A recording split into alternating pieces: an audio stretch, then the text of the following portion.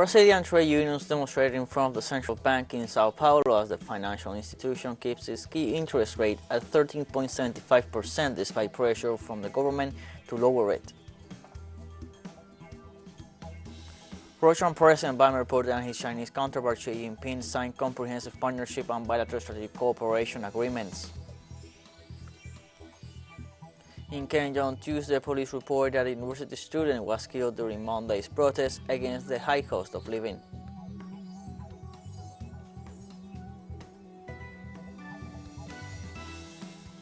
Hello, welcome to From the South. I'm Luis Alberto Matos from the teleSUR studios in Havana, Cuba. We begin with the news.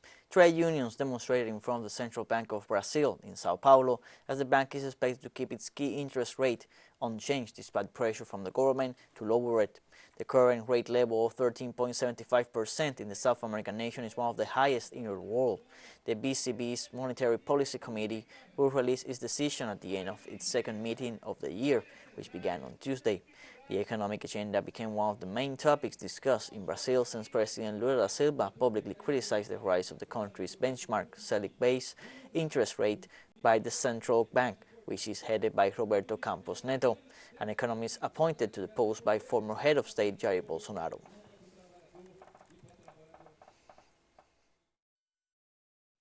Today there is consolidated evidence that the program Mais Médicos, or More Doctors, during Dilma Rousseff's government, managed to provide professionals for the most vulnerable areas, expanded access to family health care, and reduced hospital admissions and infant mortality. That is why it is back. In Chile, the Senate's Finance Committee has approved a bill which cuts the working week from 45 to 40 hours. The initiative was sent to the upper chamber and will be voted on next week. The bill had originally been introduced in 2017 and approved by the chamber in 2019, after which it was passed on to the Senate where nothing happened until 2022. The initiative foresees setting the working week with 4 work days and 3 days off. The measure will extend to micro, small, and medium-sized companies, giving workers and employers flexibility to agree on additional compensation 30 days for working overtime. The President of Mexico, Andrés Manuel López Obrador, announced on Tuesday that the United States government does not want to abandon the Monroe or Manifest Destiny doctrines in its relations with the region. The issue came out during his press conference in the state of Oaxaca, following a question about U.S. statements that claim the Mexican executive violates human rights. AMLO strongly denied this affirmation and described it as pure politicking that shows they do not want to abandon these outdated doctrines. López Obrador affirmed that Washington believes it rules over the world and sees the speck in someone else's eye but not the plank in its own. The head of Mexican state regretted Washington's comments and described this behavior as not serious. It's as if we were evaluating them. Hey, why don't you release Assange if you are talking about journalism freedom? Why do you have Assange in jail? If you talk about acts of violence, how come an award-winning journalist in the U.S. claims that the U.S. government sabotaged the Russian gas pipeline to Europe and you make sense of him? And so, why do you allow a cartel, several cartels, to operate in the U.S. that distribute fentanyl freely that does so much harm to young people? Or tell them, what are you doing with young people so they don't use fentanyl? In Haiti, the UN Human Rights Council expressed concern of the escalation of extreme violence in the country. According to the statistics, more than 530 people have died this year due to extreme violence caused by gangs, including killings by snipers who have shot random victims. A spokeswoman for Human Rights High Commissioner Marta Hurtado said that violent acts continue to increase due to the gangs' attempt at expanding their territorial control throughout the capital and other regions. It was also reported that in the first 2 weeks of March alone, gang clashes have left at least 208 people dead, 164 wounded, and 101 kidnapped. On Monday, Ecuador's Attorney General's office began an investigation into the explosive attacks against at least 5 media outlets. The first explosive device was sent to Ecuavisa TV journalist Lenin Artieda, who received a flash drive that exploded when he tried to use it. The explosive was sent in a mail package addressed to the journalist who suffered minor injuries. Also on Monday, the National Police Anti-Bomb Squad went to TC television channel, where another later bomb for journalist Mauricio Ayora was detected, although it did not explode. A third explosive device would have reached the teleAmazonas channel, according to journalist Diana Monroy, but police intervened prior to its arrival. Death threats against journalists are frequent in Ecuador, especially against those denouncing corruption or defending indigenous and environmental rights. Last year, the RTS TV station came under gunfire attack, and in 2020, a bomb exploded at the teleAmazonas.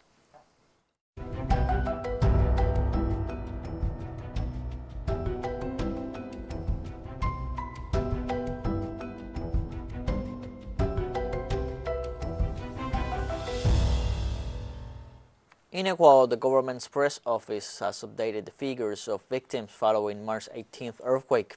The 6.5 magnitude quake killed 14 people, injured another 491, and disrupted the lives of 1,189 others. Reportedly, 202 school buildings have been damaged, 90 houses, which were completely destroyed, and 251 houses suffered some structural damage, along with 51 clinics and 34 government buildings. In some areas, the government has already started delivering humanitarian assistance, whereas in other territories, they are still assessing the damage.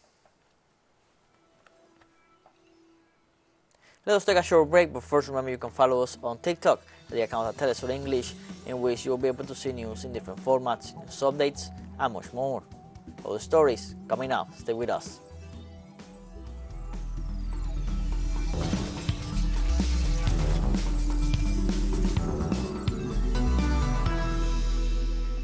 Welcome back from the South. Russian President Vladimir Putin and his Chinese counterpart Xi Jinping signed two joint statements on comprehensive partnership and bilateral strategic cooperation. The Chinese head of state said that they also signed a memorandum of understanding on the implementation of a development plan in key areas of economic cooperation until 2030. The Russian president stressed that the signing of the agreements fully reflects the special nature of the Russian-Chinese relations, and he also emphasized that they are at the highest level of development in history. Both leaders agreed that the attacks on the Nord Stream gas pipeline should be impartially investigated, while welcoming the Chinese request to put an end to the tensions in Ukraine promoted by the hostilities of some Western governments.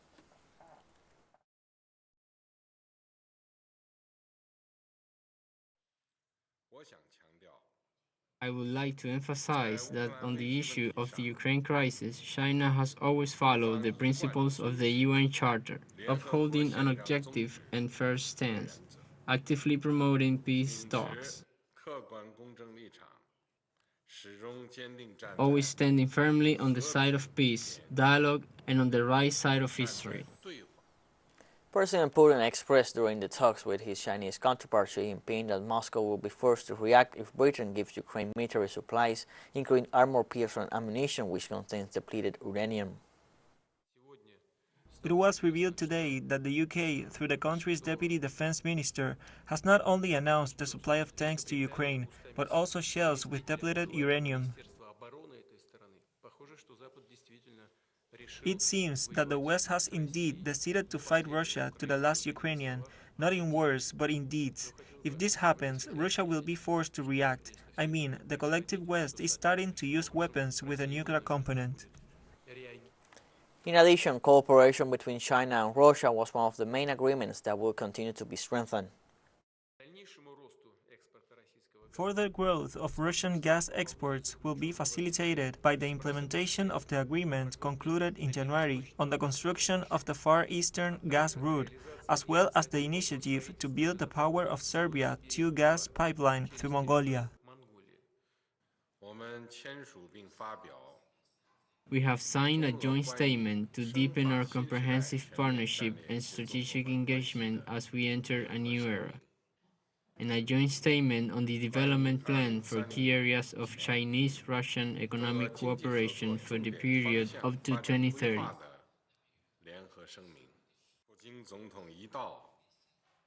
Together, President Putin and I summed up the result of the development of bilateral relations over the past 10 years and agreed that Sino-Russian ties have gone far beyond bilateral relations and are of vital importance for the modern world order and the destiny of mankind.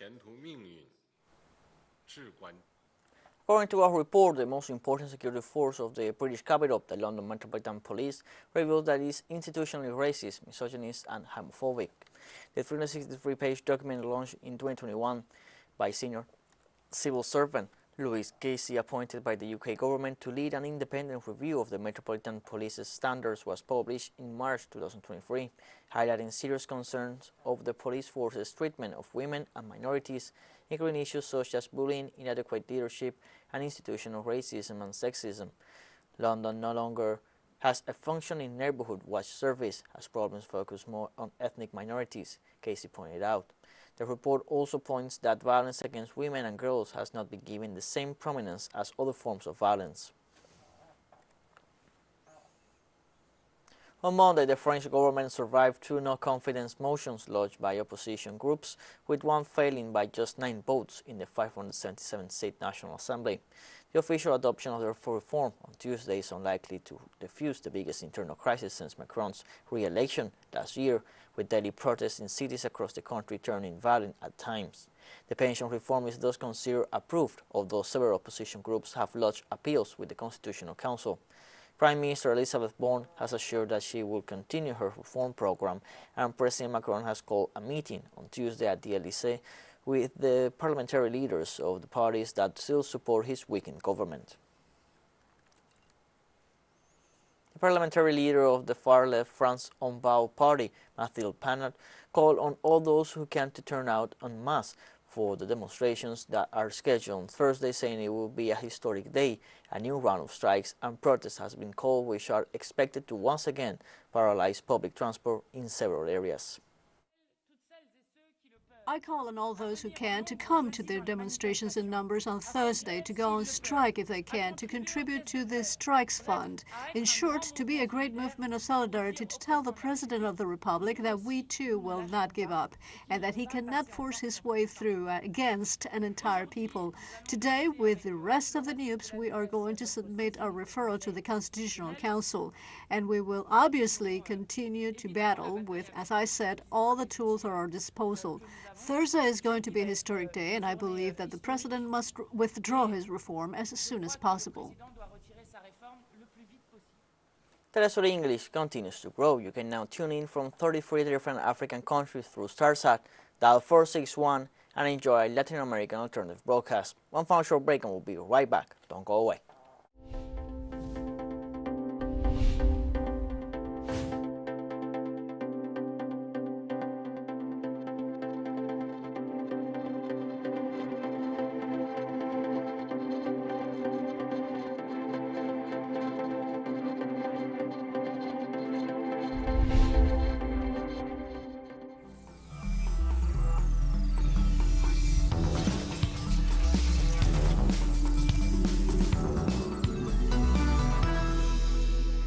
Welcome back from the south.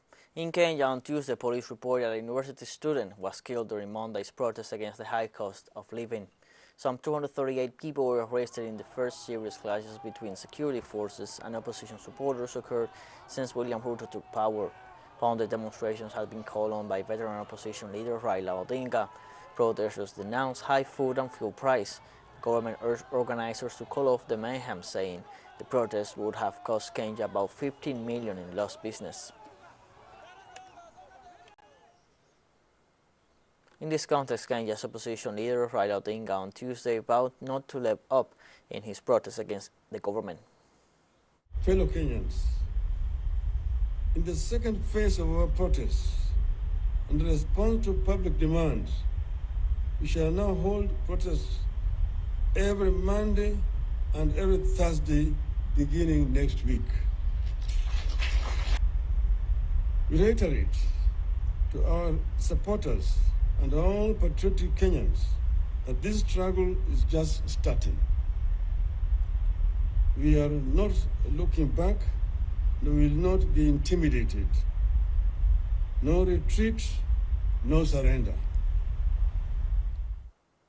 A Sudanese opposition group demonstrated against the agreement reached between the de facto government and some political organizations to return to the democratic process.